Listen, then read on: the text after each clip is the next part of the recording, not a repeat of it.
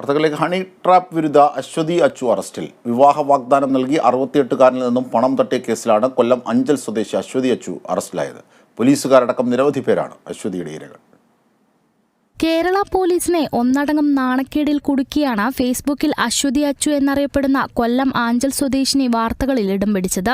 ഒട്ടേറെ പോലീസുകാരും രാഷ്ട്രീയക്കാരുമാണ് അശ്വതി അച്ചുവിന്റെ ഹണി ട്രാപ്പിൽ കുരുങ്ങിയത്. 2.5 വർഷത്തോളം പോലീസിനെ വട്ടം കറക്കിയ ശേഷമാണ് അശ്വതി പോലീസിന്റെ പിടിയിലാകുന്നത്. ഇത്തവണ ഹണി ട്രാപ്പിന് പകരം വിവാഹ വാഗ്ദാനം നൽകിയുള്ള തട്ടിപ്പാണ്. പൂവാർ സ്വദേശിയായ 68 വയസ്സുകാരനായിരുന്നു അശ്വതിയുടെ പുതിയ ഇര. ഭാര്യ മരിച്ച ശേഷം ഭിന്നശേഷിയുള്ള മകനെ നോക്കാൻ ബുദ്ധിമുട്ട് അനുഭവപ്പെട്ട 68കാരൻ രണ്ടാം വിവാഹത്തിന് തീരുമാനിക്കുകയും ചില ബ്രോക്കർമാരെ അറിയിക്കുകയും ചെയ്തു. അങ്ങനെ ഇടനിലക്കാർ മുഖേന അശ്വതി ബന്ധപ്പെട്ടു. വിവാഹത്തിന് തയ്യാറാണെന്നും അതിനു മുൻപ് തന്റെ കടം തീർക്കാനായി 40,000 രൂപ നൽകണമെന്നും ആവശ്യപ്പെട്ടു. പണം കിട്ടിയതോടെ അശ്വതിയുടെ മട്ടുമാറി. മാസങ്ങൾ കഴിഞ്ഞിട്ടും ഫോൺ എടുക്കാതെയായി.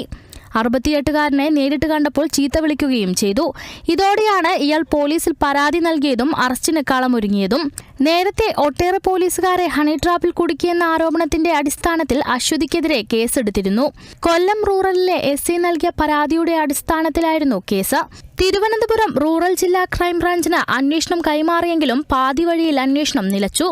ഇത് പോലീസിൽ അശ്വതിക്കുള്ള സ്വാധീനം കൊണ്ടാണെന്ന ആക്ഷേപം നിലനിൽക്കെയാണ് പുതിയ കേസിൽ പൂവാർ പോലീസിന്റെ അറസ്റ്റ്.